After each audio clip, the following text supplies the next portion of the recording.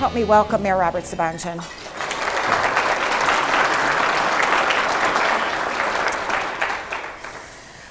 Okay, Bob. I'm going to begin by going right into a subject that we at the Chamber have talked about a lot, and that is the subject of the redevelopment of the lakefront. We're all aware that several years back, the city made a sizable investment in the Skidmore-Owings plan and had members of the community weigh in and sort of offer up their thoughts and suggestions. And it seems like recently that plan has languished, or else we in the general public don't know the actual status. So maybe you could fill us in and tell us what's going on with the lakefront. Well, I think the master plan, being that it is, I think, going on its 9th year, is certainly something that is being continually revisited. There are a lot of the concepts in the plan that really made sense at the time that it was put together. It's very housing centric. I think that the density of the neighborhoods is more of your traditional kind of condo neighborhood, and with commercial development as well. But times have changed since all of that was put down. While there's a lot of the plan that we certainly will still use, there are parts of it that we are looking at, discussing, trying to figure out how it can be reconfigured, and then what the sequence is going to be once we try to get this all started, because that's going to be very important. So what we're really thinking of doing, and we've had some discussions over the last few weeks, I think you're going to see the first steps towards the master plan actually up on the bluff, not actually down along the lake shore. And that will be more than likely in the First Ward area. We are looking at redoing and reinventing what public housing means in Waukegan. And we feel that we need to do this if we're going to present the property on the lakefront for higher end redevelopment. We need to make sure that the situation along the bluff line and in the First Ward and some other areas has been addressed, and that's something that we really are spending some time on, and we're hoping to come out with in the next couple of months some decisions that will be pushing us in the right direction and actually getting things started. So do you think then that maybe we could look forward to mid to higher rise buildings with views of the lake? Well, I think we're going to have to really reconfigure what it means to live down there and what it is that we're doing as a community. Last year I was in New York in December at the Mayor's Institute on City Design, and that was held at Columbia College, and they reviewed all of the community's master plans of the 5 mayors that were there. And they really did feel that we needed to start to refocus the development along our lakeshore and even up on the bluff line to fewer buildings, but taller, higher density, holding more people, and then providing more open space and recreation for people around those developments. There's always the issue of the view shed of the lakefront. A lot of people are concerned about protecting that, and I think we can still build the higher density and still maintain the view shed if they're placed properly. So it is something that, from the standpoint of looking at it, experts really are pushing towards a reconfiguration and a rethinking of how many buildings are going to be down there and what it is that we're selling our lakefront and downtown to be. We are what is known really as a transit-oriented district because of the downtown's proximity to the train station. This is one of our #1 strengths in the downtown. And it's one of the things that's going to help us attract people to live in Waukegan, because they'll be close to the train station if they work in Chicago. They'll be able to live with a lakeshore view far less than they would be able to, for less money than they would pay pretty much anywhere south of North Chicago. We are probably the last best bargain for development along the lakeshore. And I think that it is something that once the housing market starts to pick up, and it's not going to happen overnight, we have several years worth of housing stock still in the region that needs to be put into play before new housing stock is going to start to build in any appreciable numbers. So we'll focus on infill, as it's called, and getting people in these buildings and into these empty homes so that we don't have the empty home syndromes that we're seeing across the community. That's a real problem for us. And we're talking about some programs to incentivize people coming into Waukegan and having young professionals in particular move into existing apartments and homes. So I'm skipping around a bit, but one of my questions, this is a perfect segue, is the fact that Waukegan, like cities across the country, are facing foreclosures everywhere. But it seems to me and to others that I speak to that we have allowed boarded buildings that have been foreclosed upon, where in other cities and communities, they still have high rates of foreclosure, but they don't allow board-ups. Again, the board-ups would indicate that to somebody interested in moving into Waukegan, that maybe it's not safe, or it's aesthetically unpleasing, or there's a lot of blight, and it also seems to be a harbor for crime in those boarded-up buildings. So maybe you can address that. It was a good segue. Sure. Well, there's no doubt that we have a fairly large number of units that are unoccupied. Some of them are in limbo, some of them are held by mortgage companies, some are held by banks. And we do have actually a very strong ordinance in the city of Waukegan regarding maintenance of the properties, which we enforce as best we can, but they're mainly involved in liens on property. Now, the board-up issue is something I don't like to see either. There's not that many of them actually in the town. I drive around quite a bit, and I saw a recent board-up on North Avenue, which kind of caught me by surprise. But it is something that in some cases the property owner does have the right to do that, to make sure that we don't start having problems with broken windows, people getting into homes and stripping them of copper and other metals, and that has been happening to a great extent.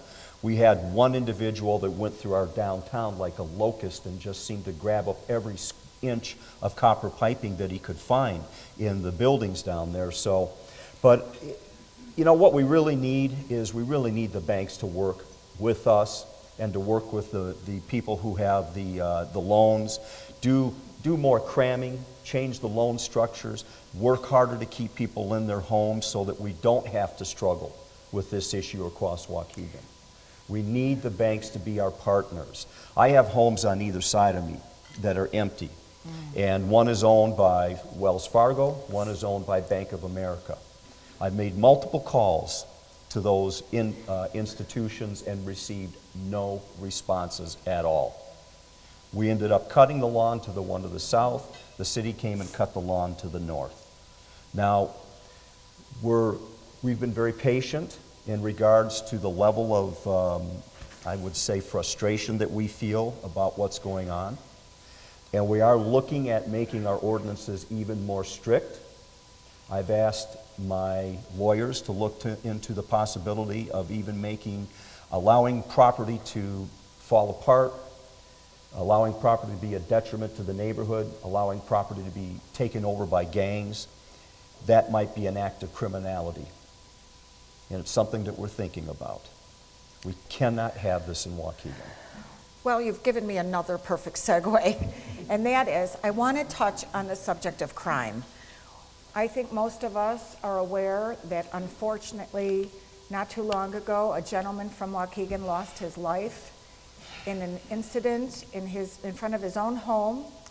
And if memory serves me correct, and keep me honest, Bob, the suspects were apprehended at the building known as the Tower, owned by Elsie Higginbottom of Chicago. Yes. On Genesee Street. And it was a horrific crime. It really was a horrific crime, and I believe it was in broad daylight. It wasn't in the dark of night. Nope. So, and in light of the fact that for budgetary reasons you have had to make some reductions in your police department, what is the city doing to assure their residents that crime is being kept down and the people can feel safe living and working here? Right. Well, we have a recent, we've had a recent uptick in criminal activity. There's no doubt about it. These individuals are aggressive, they're predatory, and they're opportunistic. So as residents, we have been telling people, make sure your doors are locked, make sure that your outer lights are on, and become part of the neighborhood watch system, which we are being very aggressive in pushing into the many neighborhoods of Waukegan. People in the city need to take a bit of this on their own backs too and help us, because we can't be everywhere at once. If you're home and you see something suspicious, you see someone in your neighborhood that seems to be walking slowly, casing homes, somebody you don't recognize, call us.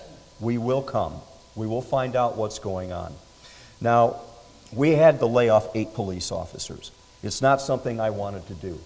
We sat with the unions for dozens and dozens of hours, tried to negotiate contracts that would keep everybody working, but they were not willing to do the agreement at the patrolman level, and that forced us to lay off the 8 youngest officers with the lowest seniority.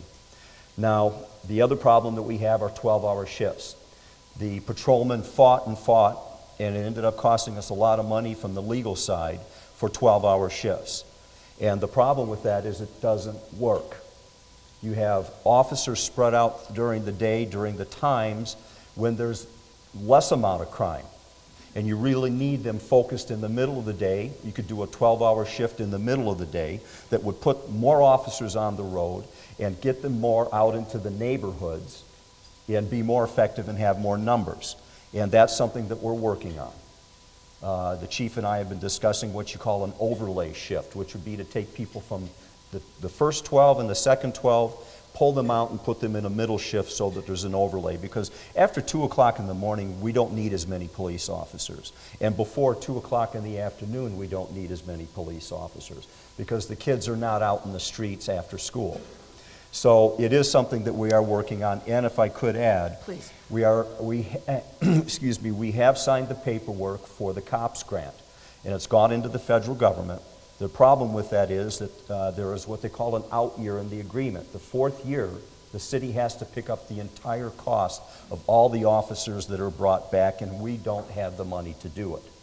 So I had negotiations and discussions with the Department of Justice. They told me that they would waive that regulation because they do it for cities that are in financial difficulty. And if everything works out all right, and I'm not saying this is guaranteed, but if everything works out all right, we should have 8 more officers on patrol probably within the next 60 to 90 days. But you mentioned the Higginbottom building, Right. and if you don't mind, I'd like to address that. From the first day I came into my office, I brought the police chief, code enforcement, our legal people, our fire people together, and we all walked down to the towers and walked into the towers and said, surprise, here we are. We're doing an inspection. And we did it for week after week, putting pressure on them to clean up their building, to make sure that their security was in place, and to make sure that the people living there were legally entitled to be in a Section 8 voucher environment. Well, we found out that that's not what was going on. They're very smart, though, very cagey group. They'll fix up just exactly what you ask them to, but they won't do a bit more. But this last crime that you mentioned, I believe his name was Hernandez, Mr. Hernandez, the way he was murdered, the cold-blooded callousness of that crime was the end of the line for me as far as I'm concerned and the Julian Towers. I can't speak to what's going to happen there because we're involved right now in legal matters, but I can tell you this, the letter went out saying that your license is revoked to rent this building, and this is one of the times when I tell you I am willing to fight this to the very end, and I will only give him his license back if a judge orders me to. But what does that mean, Mayor? So if his license is revoked and you have tenants in the building, are they evicted, or what happens here? They will have to leave. They will be given a time frame that's set forth by probably combination of the city and HUD. They'll need at least 90 days to be able to find another place to live. A lot of them won't be able to find a place to live because, as we have learned, that there are a great many people, not all of them, don't get me wrong, there's a lot of good people in the towers who absolutely need a place to live, and they don't ever cause any trouble, and they are victimized constantly by those that are there. But they will have to find new places to live, and we're thinking of other options for that site. Some people have told me the best thing that could happen to it would be just to knock it down. But there are other options. I was approached by a couple of groups that have been looking for locations in Waukegan. I don't know if that will work out for them because we don't own the property. And, you know, of course, it's a fine line between making sure that that building is run right and finding somebody to come in and do it while it's currently under ownership. So we have to be cautious about that, but we are moving forward. And I would like to address something for a moment if I could. We have other difficult properties in the community, and we all kind of know where they are. They're in the Williamsburg neighborhood, they're in the Sunset Apartments area, and we are getting ready to take some action. I'm going to request that the City Council approve the sale of $10 million of general obligation bonds to go and begin acquiring properties that our police and fire and code enforcement have to go to over and over and over, acquire these properties, and tear them down. Now we'll ask Habitat for Humanity to come in and provide some scattered site housing for some of the people, but we need to reduce the number of units in the city of Waukegan that are trouble units that are constantly on our call list and are costing the community money every single day. And we're going to get aggressive and have been aggressive, but we're about to become more aggressive if the City Council will approve this bond sale. I believe that we can prove quite easily that over the life of the bond, by getting rid of some of these buildings, we will get back the cost of the bond in public safety services savings. Well, again, you mentioned licensing and Mr. Higginbottom's license, and one of the questions that we have at the Chamber of Commerce is, how is it determined who pays for a business license? We talked about this at our preliminary meeting with you a few weeks ago. Who shall and shall not be licensed, and the cost of those licenses. Because from what we're hearing in our conversation with you, it seemed like it was sort of sporadic. Not everybody was licensed or... No, they weren't. We had businesses that had been in Waukegan for 100 years, had never had a license. And everybody must have known that a license was required to do business in the city of Waukegan.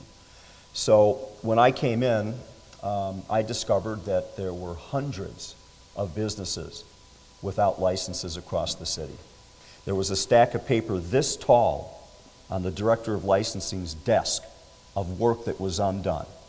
And we were able to find a person in the city, Wendy Beschel, who was a wonderful, hard-working individual, and she has been working to whittle those down to basically where now we've just about gotten to the point where everybody who's supposed to have a license either has it or has been notified that they're in the penalty phase for not having one. That's an important revenue stream for the city. It's so, huge. I mean, it's to let that fall by the wayside seems... Again, I can only speak to what we're doing now as far as why we're doing it. How come they didn't do it before? I'll leave it up to your imagination. Okay, we're going to switch gears now. Another subject that has come up, and we've talked about this, is the subject of the Port Authority.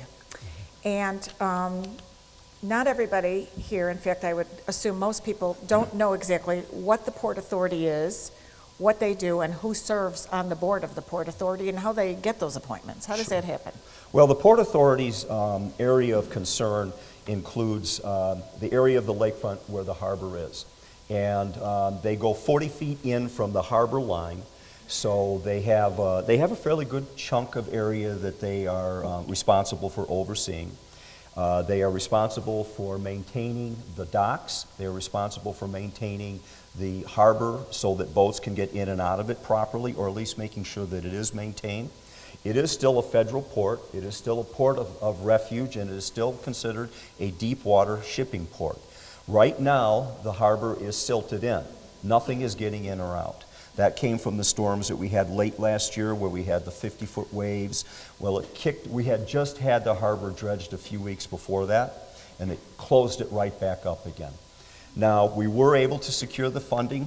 We got notice from Senator Durbin, Congressman Dole, that they did successfully get about $280,000 to $300,000 for another dredging.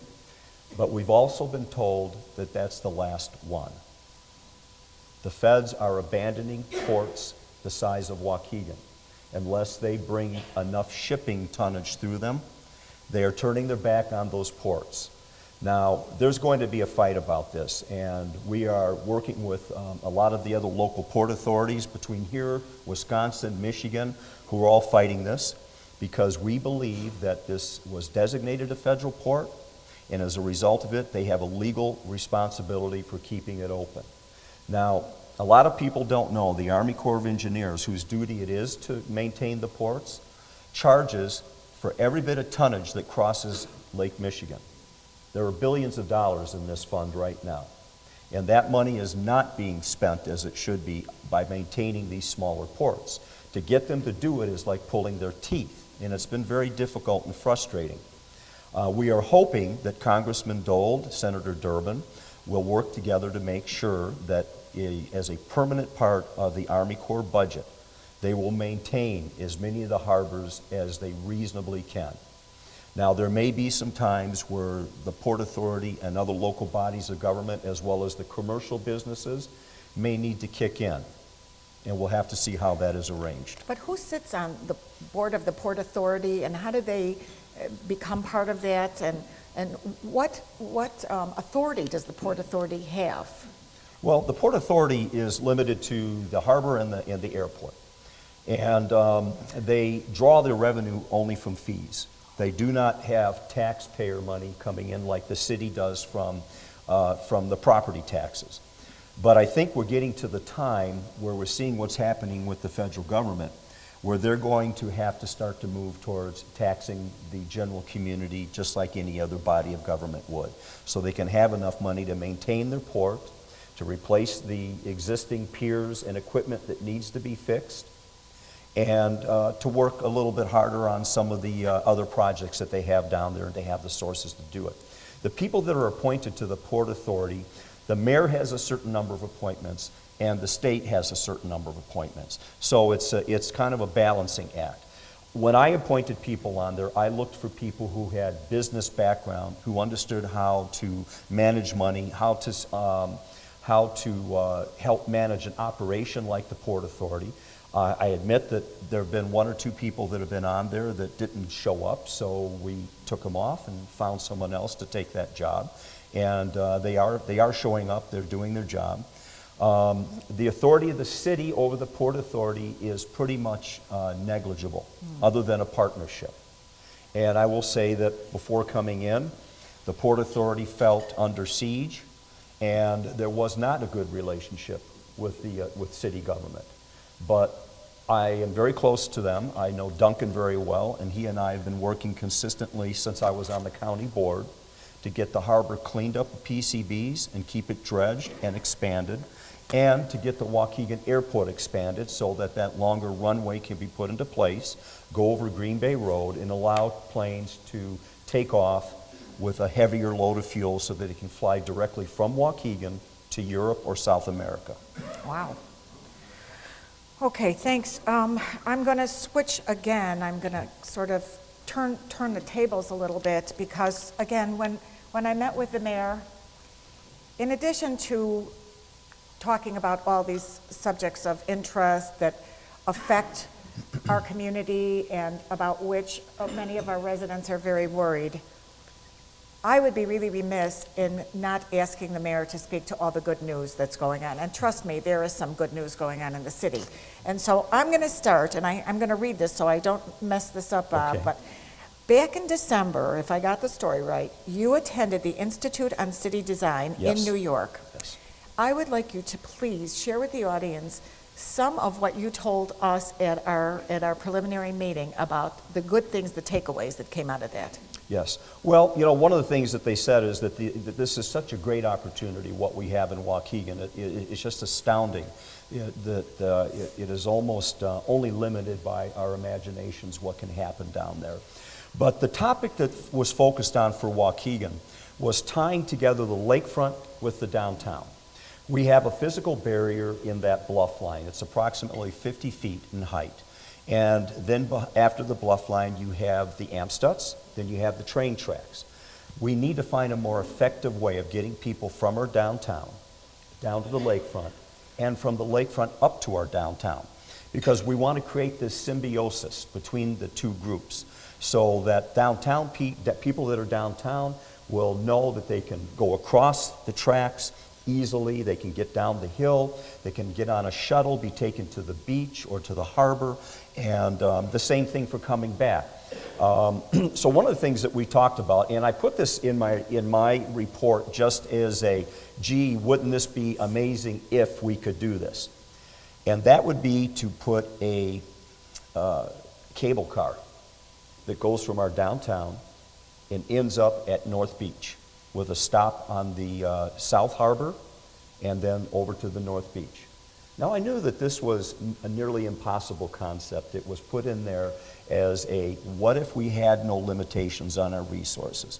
But the funny thing is, I just learned that the federal government gave $50 million to a city outside of Portland to put in a tram to be able to go between a college environment and the downtown. Now, does that mean we'll get the same thing? Probably not. It probably might not happen. But it pushed the concept of tying these two areas together. It made us really think of what was viable quickly. So what we've decided on doing is to provide like small bus shuttle service. That's going to begin this summer. We work with a group known as Former Inmates Striving Together, FIST. They are getting a van. We're trying to get sponsorship for the van, which we would wrap the van in the corporate sponsorship. And what would happen is that they would have a set schedule. They'd be at the North Beach at this time. They would be at the train station to meet all the trains coming in, because we want to encourage people, when you come into Waukegan, to come by train. Because our beach is so close to the train station, if you have the right transportation to get you there. But it's a terrible walk. Going through all of that industrial area just doesn't work. So we're tying them together. Then we have a route up on the hill for downtown with a number of stops, including the Genesee Theater, the restaurants, the galleries that we're opening down there, so that it does tie the cultural experience with more of the physical experience of being on the lakefront. Lots of positive things in the works. Now, let's talk for a moment about the demolition of the old New Sun building and how wonderful that site is starting to look, and what is projected to happen with that. It was going to come down this year no matter what, because as we get more aggressive in regards to telling building owners, you fix it or it's going to get flattened. We don't have many more opportunities, because it has been frustrating to see downtown used as sort of a write-off for a lot of people for a long time. So for us to be able to have the moral authority, we felt we needed to tear down the structure that we owned that was a detriment to our downtown. Luckily, College of Lake County had inquired about a new location in our downtown for a $50 million expansion of their campus. And we felt that this was the perfect place for it, since the New Sun building the deed required us to use it for a public purpose. The old building wasn't viable. It had to go. So we knew the land had to be for public purpose. We felt College of Lake County there was a great fit. I do know some people complain about it gives up a choice spot on the bluff, but I think it also becomes an iconographic image on the bluff. This new building is going to be unique. It's going to be visible from the lakefront. It's going to bring in a minimum of 500 to 1,000 students every day into our downtown. And it's going to be a positive influence on the community. The reason I say this is, when my wife and I travel and we drive everywhere, we're always going through towns like Waukegan and other places. And the one thing that I've noticed in the last 10 years actually is that smaller cities that are not struggling are cities that have an upper educational presence to them, whether it's a junior college or part of a four-year college. So until the time that that college building goes up, are there plans to do something aesthetically pleasing? Yes. I know you had talked about it. I don't want to steal your thunder. No, that's okay. No, you talked about some green space, and Yes. I'd like you to elaborate on that a little bit. Well, any building that's torn down in Waukegan, they have to plant grass. So this will be a green space. We'll probably get a few benches in there for people to sit and relax, maybe have a bite to eat. We're even thinking about using it for a sculpture garden as well, kind of a combination. We are working with a lot of artists now, bringing them into Waukegan, and every one of these sculptures, I guess, that come in, I asked them if they'd be willing to bring one of their pieces into the city so we can put it up for display. And the response has been very positive.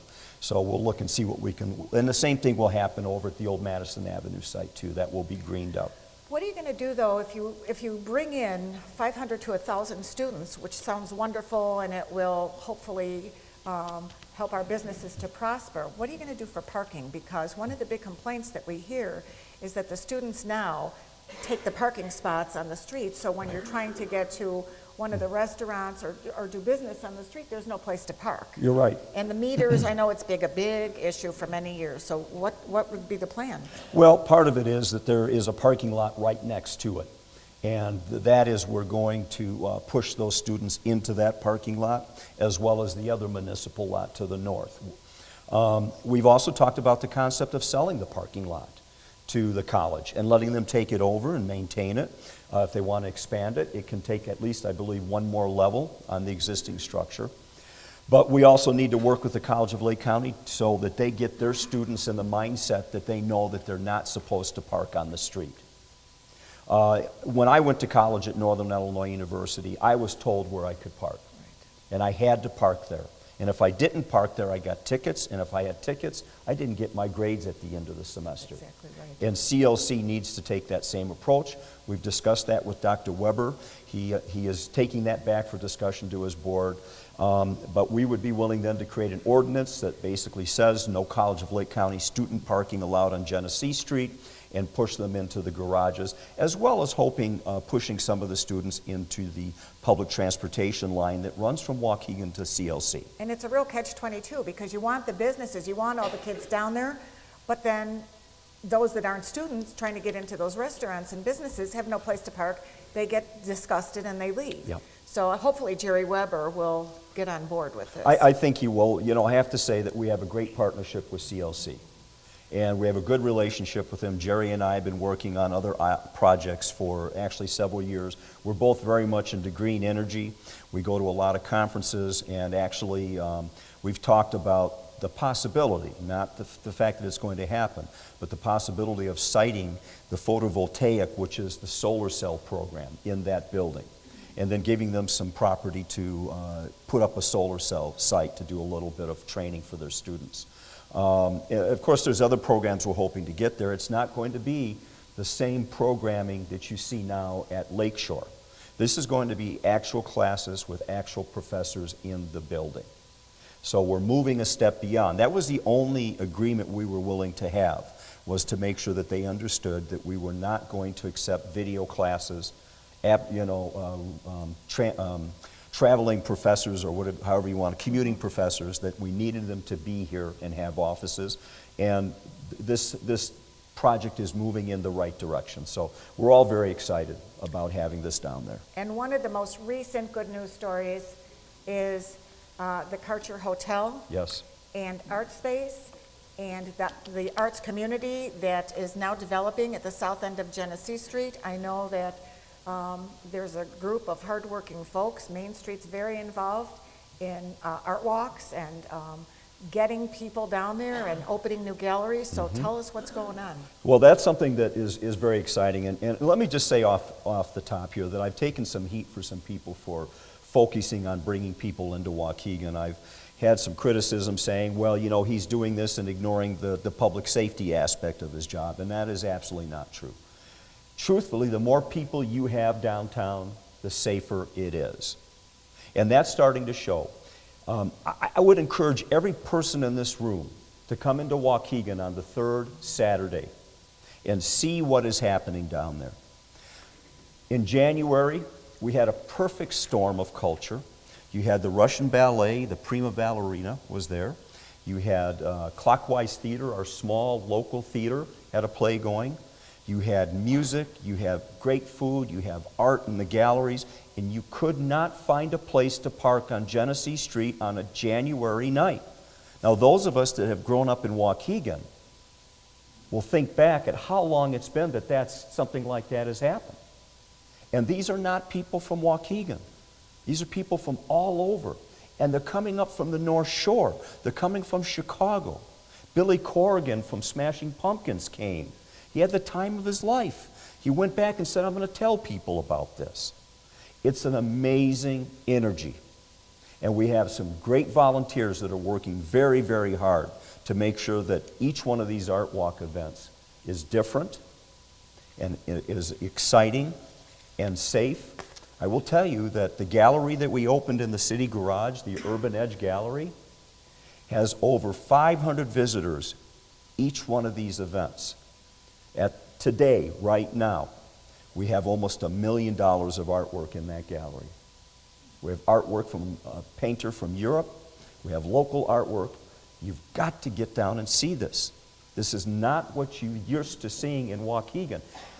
And why are we doing this? That's one of the things that I try to explain to people. No community can survive without a cultural underpinning to it. It can't.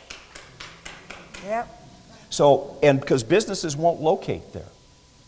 Businesses know that the people that work for them want to have a place where they can be stimulated culturally, where they can have fun, where they can go down and eat at different restaurants every weekend, meet new people. Because if we don't have that, businesses will come and look at our city. They will gauge us on all these issues as well as more. And then if they don't like what they see, they're going to move on. So we are building the underpinnings of success right now as we do this. And please come. Third Saturday every month. You're going to love it. So I would like to thank Mayor Bob Sabonjian for coming here today, and thank all of you for getting up so early to come here. Look for more announcements about future events. Thank you all for coming. Drive safely. Have a good day.